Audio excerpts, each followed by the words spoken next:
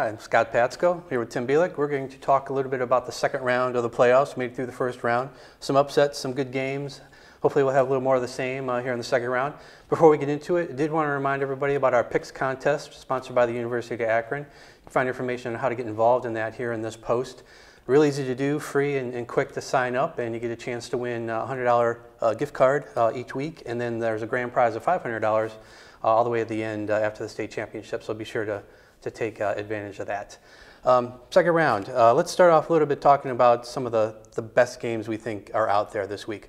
What's at the top of your list? Well, the top of my list is going to be number 1 Midview versus number 4 Glenville. That's going to be at Avon Lake on Friday night, Division II, Region 4, second rounder. I think this was the matchup a lot of people were interested to see if it was going to play out when the brackets came out, because Midview's been arguably one of the better teams the last 2 seasons. They finished number 2 in our poll at the end of the season. The Middies are 11-0. Dustin Crum looks like he's healthy again, completing close to 77% of his passes. Logan Boland, 20-plus touchdowns, already number 4 all-time career receiving touchdowns. Plus, they got 2 other great receivers in Damien Mahone and Dimitri Redwood, plus an improved defense. They're going to go up against a Glenville team that has history on its side.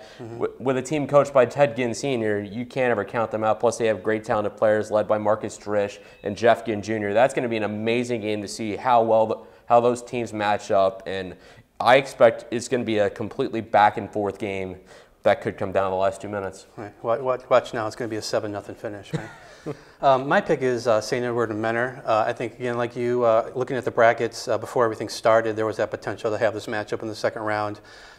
St. Edward, number 1 team in the state, number 1 team in our top 25, number 1 in the region, and then they come out and really struggle against number 16. Almost became the second number 1 seed to lose to a number 16. On the other side, you got Menor, which kind of bounced back from a week 11 loss and looked really good against Canton Glen Oak. Their defense's best game of the season by far. I think this game kind of comes down to the offensive line of Menor versus the defense of St. Edward.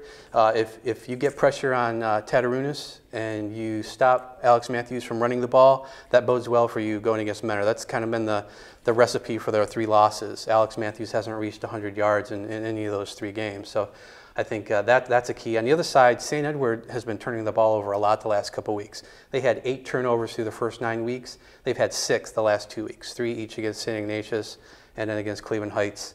So if they can kind of get that under control, even with the kind of questionable health of Cole Guest, he had a groin injury against Cleveland Heights and didn't really play much in the second half. He's expected to be back, but even without him, I think St. Edward has enough on offense to kind of deal with Menor. All right, so those are the games that we think are probably at the top of the list as far as good matchups.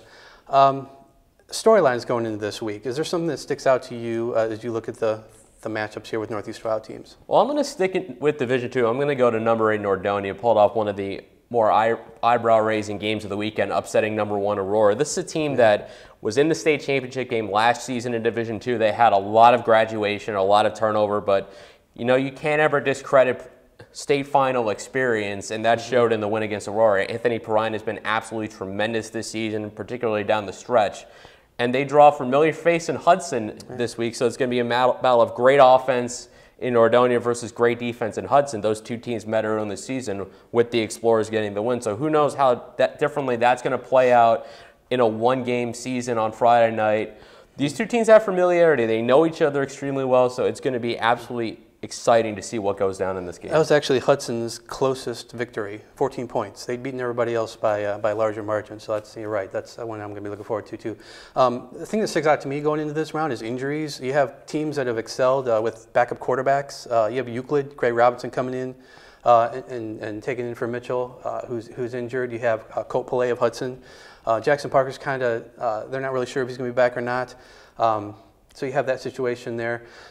Bay just got his quarterback back. John Kaz played in the first round game. If Cole Guest can't go, you got Curtis Celesta running back for St. Edward, who I think is capable of filling the role there. So injuries, I think, at this point become even more magnified as we go on.